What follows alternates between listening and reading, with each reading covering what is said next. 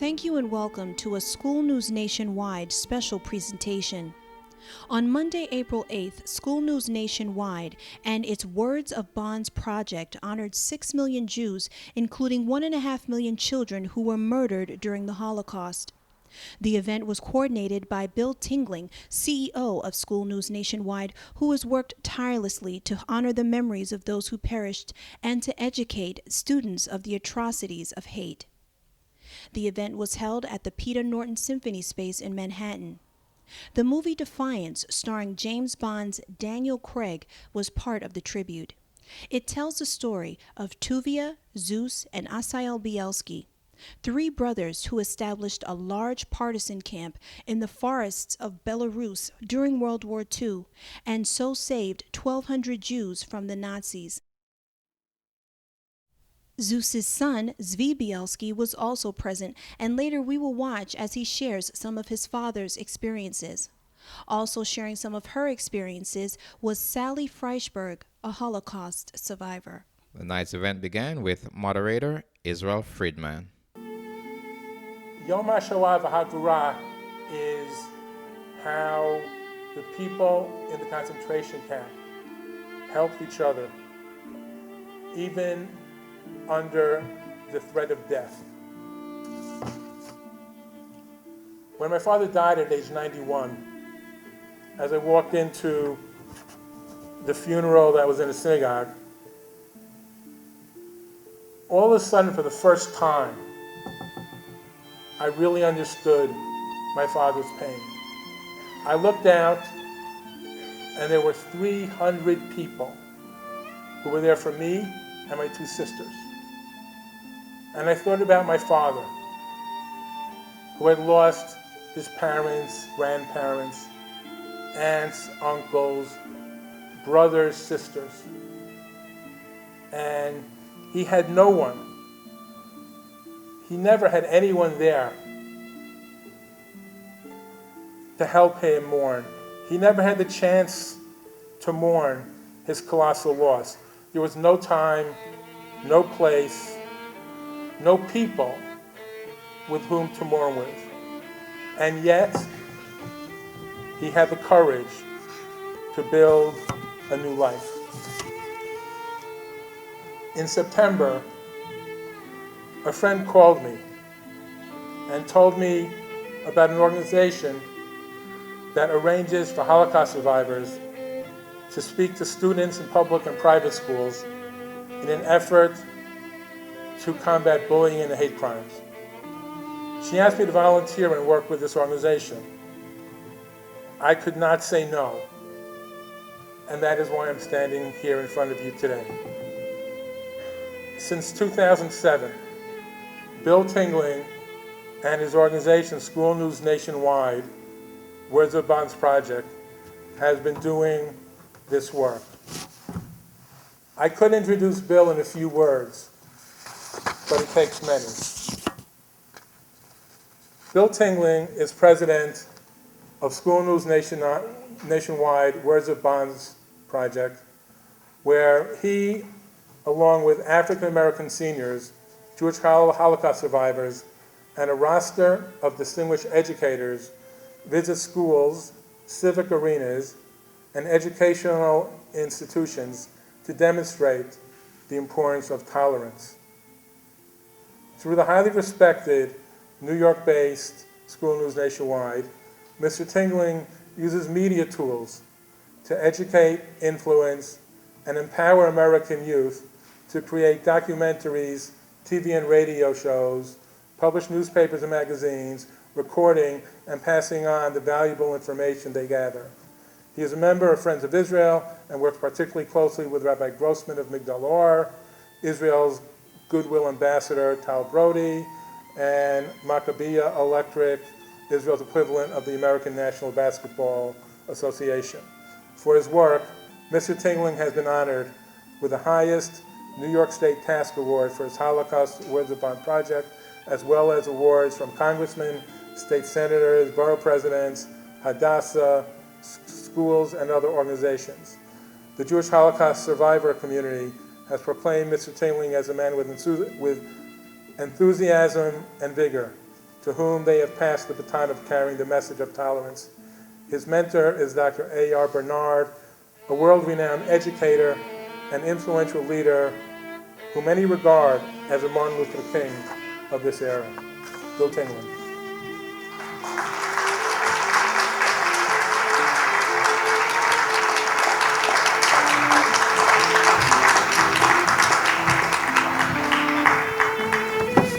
Thank you so very much. Good evening, everyone. It is certainly a pleasure to be here. As you all know, my name is Bill Tingling, and I'm the president of School News Nationwide, an organization that works in educating, influencing, and empowering our nation's youth with essential tools to achieve academic and social excellence.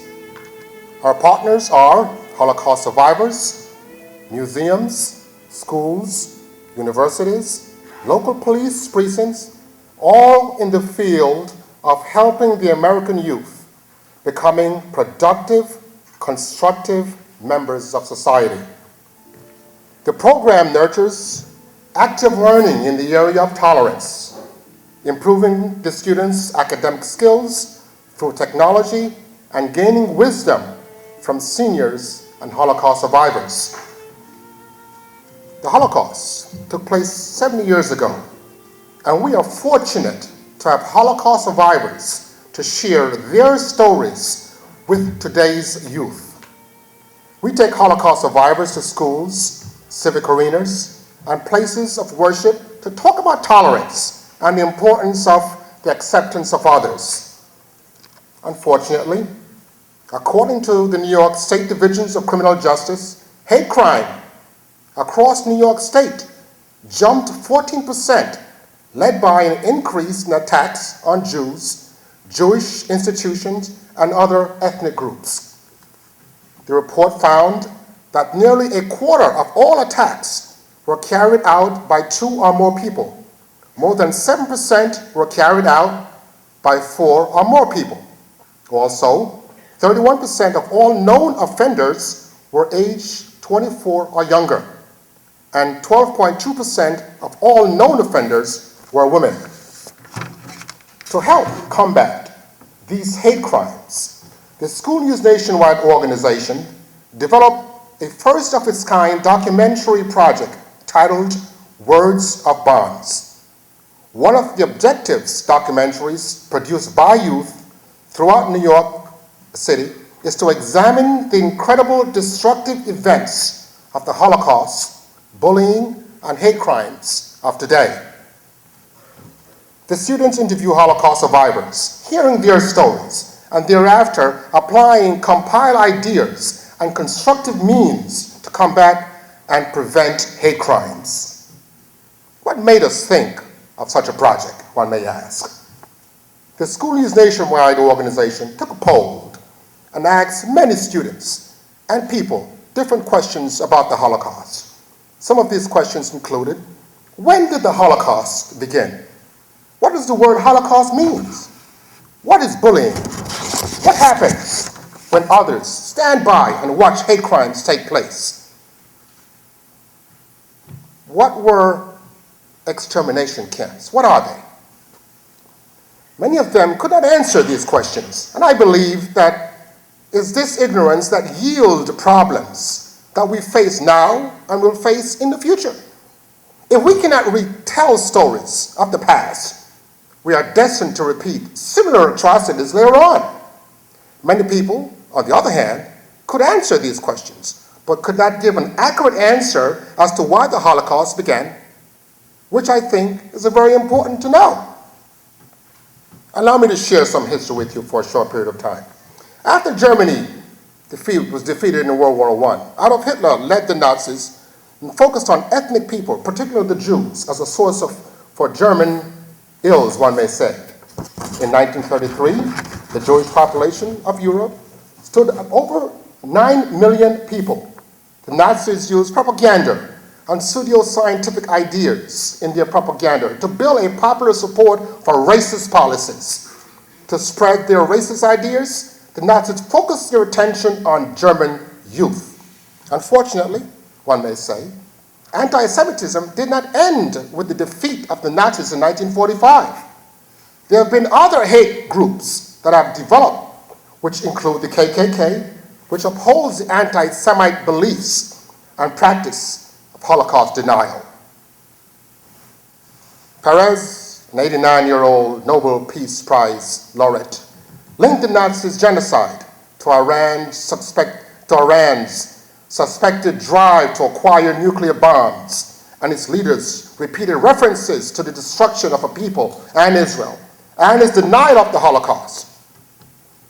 The civilized world must ask itself how it is all possible for leadership like that of Iran to openly deny the Holocaust and threaten another Holocaust. Those who ignore the threat of Holocaust against one nation must know that the threat of a Holocaust against one nation is a threat of a Holocaust against all nations. The 1,000 youth that graduate from our school, News Nationwide, Words of Bonds program, are making a difference. Many are teachers, lawyers, community leaders, police officers, educators, and people of influence. So with your financial help, guidance, and influence, we will continue to use the principle that when we positively educate one person, that one person can educate 1,000 people, and that 1,000 people can educate and influence 10,000 people. We have changed since the Holocaust are the determination and the ability to educate, influence, and empower others, to stand up and to say no destructive ideas and injustice, but to make decisions that will help others to become constructive asset to society and not tyrants that is filled with guile and hate and destructive ideas. Thank you so very much for coming. Thank you so very much for coming.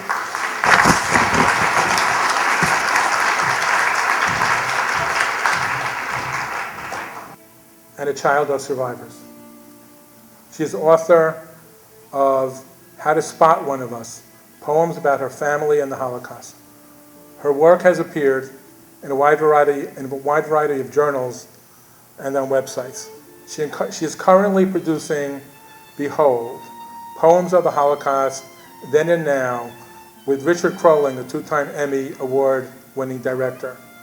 Behold is a performance film that will feature poets, actors, survivors, and musicians. Janet is a teaching fellow at CLAL, the National Jewish Center for Learning and Leadership. Janet R. Kirshheim. How I Knew and When. Age 8. My father hangs upside down on a pipe that was part of a fence that separated our street from the next. All of his change falls from his pockets. He looks so young. Age 15. There were 104 girls in the Israelitisch Mädches Weeshuis orphanage in Amsterdam.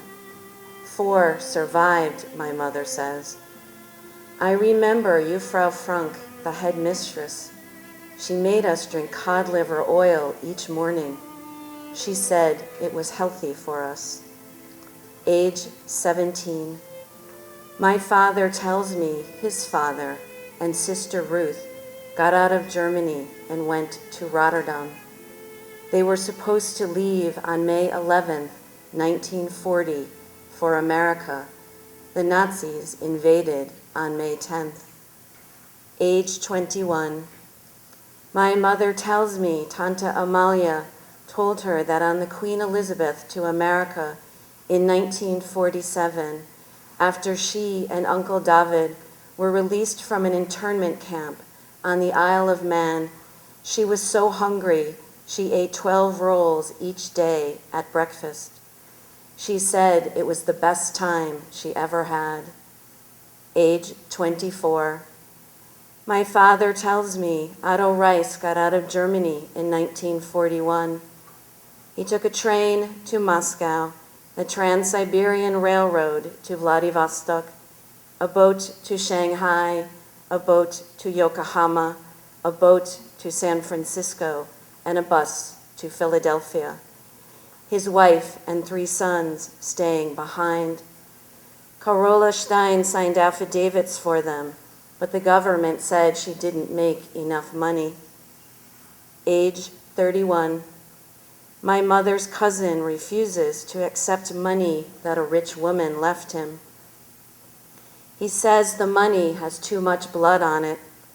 My mother tells me that in 1939, her cousin had asked this woman to sign affidavits for his wife and 2 daughters. She said no. Age 33. My father asks me to dial the number. His hands shake. He asks my cousin Judy if she wants to send her 3 children out of Israel during the Gulf War. She says she can't let them go. Age 42. A waiter in a Jerusalem hotel tells my father he should come to live in Israel because it's home. My father tells him home is anywhere they let you in. Each year, we light 6 candles in memory of the 6 million Jews who were murdered in the Holocaust.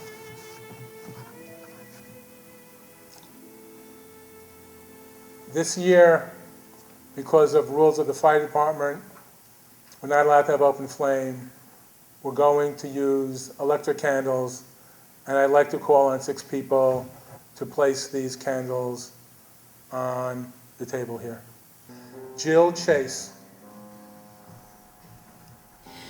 During a moment of silence, we witnessed a mix of volunteers and Holocaust survivors present 6 lighted electric candles in remembrance of the 6 million Jews who were murdered.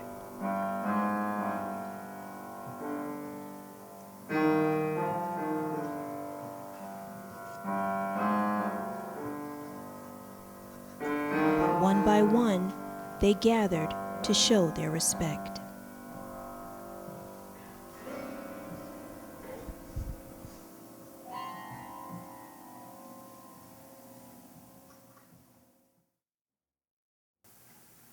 I'd now like to call upon 2 people to come up to the stage. The first person is Sally Frischberg. Sally was born in Poland and was hidden by a Catholic friend of the family. The other person is Zvi Bielski. When we finally were found by my mother's young Polish Catholic friend, who, discovering that we are hiding in haystacks in the farms around where we used to live, went looking for us and found us. When he first found us, he said, "You're in trouble and I'm going to try and help." His idea of help then in the beginning was that he would be our eyes and ears, that he would watch the developments and come every night to whatever place he sent us to report to us and to make plans with us together to keep us safe. And he did as he promised. But time passes on very quickly, and before long, this was not enough because it was chilly and rainy, and we were at that point 4 adults with 4 and 3, 7 children. I was the oldest of the 7 children. I was 8 years old, and those living conditions were not very inviting. So my mother pleaded with him to build us a shelter, which he could not do. He didn't have the means.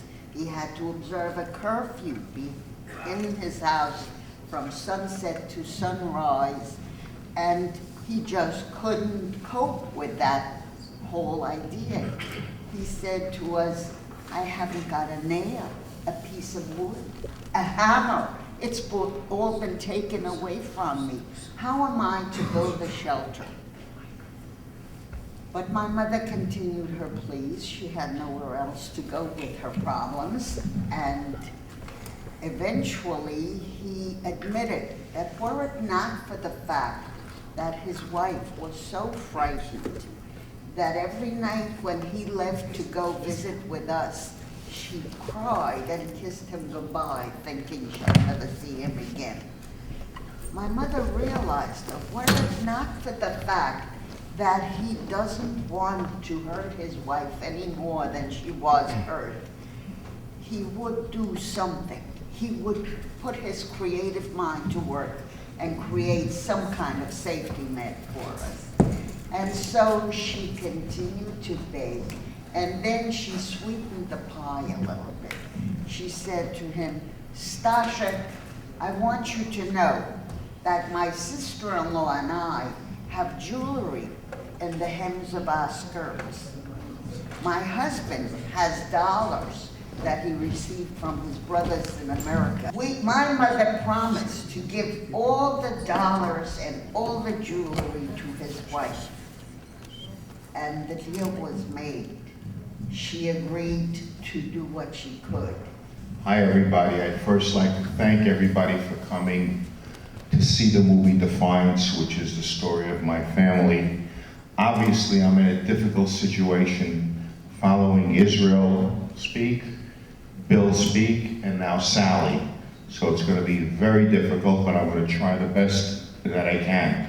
Bill is the one who invited me, actually. Well, it wasn't really an invitation. He actually grabbed my hand somewhere and said, you're coming to an event at this day and day, so I'm here. That's how I got here. Two memories. The first thing that I can remember as a child, besides seeing my father in the backyard with scars across his body, which you'll see in the movie, is that there were always 50 or 60 people at our house on an afternoon in a barbecue. And I thought everybody was a relative, an uncle, an aunt, or a cousin. As the years went on, I began to find out that none of them were related to me at all. It wasn't even close. They were just people that the Bielskis had saved during the war. That's one memory. And another memory is I remember, well, I don't know if I should say this, there was a lot of vodka flying around the house on weekends. And a lot of singing and a lot of dancing all the time. And, you know, I just thought that was natural. Finally, I had met some Jewish friends when I was 11 or 12, and I went to their house, and it was very quiet and very solemn. It was completely different. In our house, my mother would say, oh, just bring all the kids over. And then the guerrilla fighters would come over, my dad's bodyguards, and they'd be singing and dancing, and all kind of crazy stuff going on that might not be appropriate right now. But 1 second. Sir, are you taking my picture?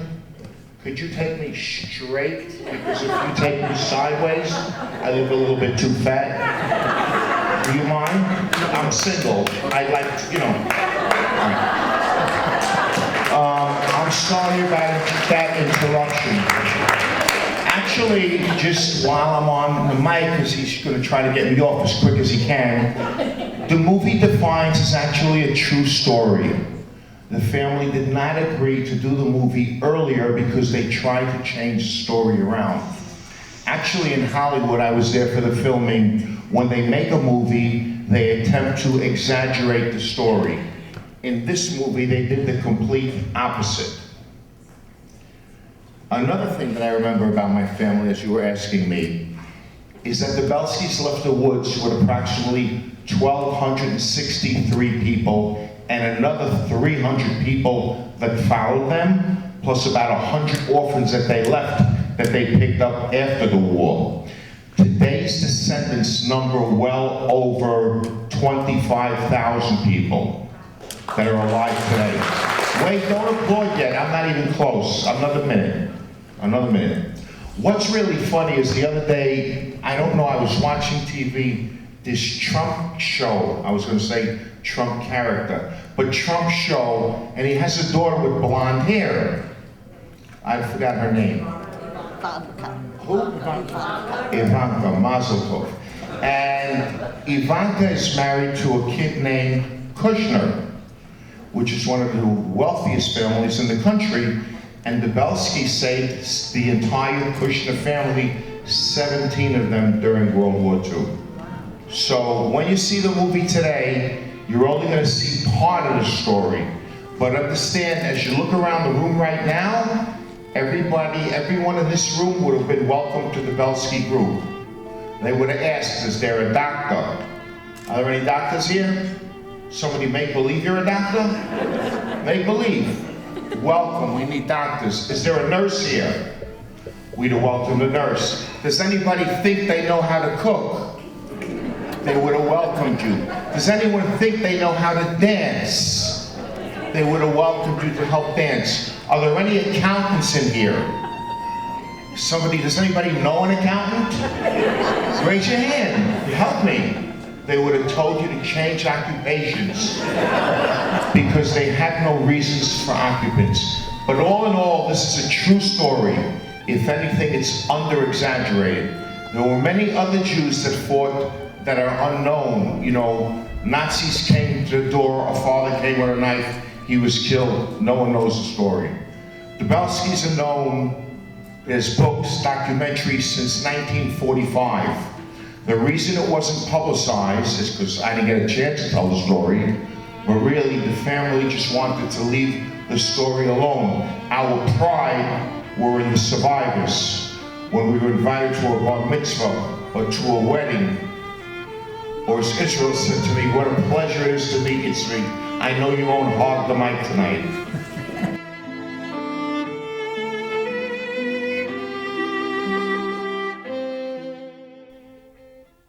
Thank you so much for watching, and we do sincerely hope that you will help us honor the memory of those who were murdered and to prevent any such atrocities from ever happening again.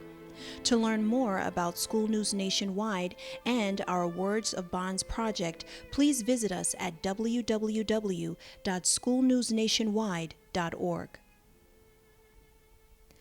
Sadly, 5 days after this event, Zvi Bielski passed away. He was 60 years old.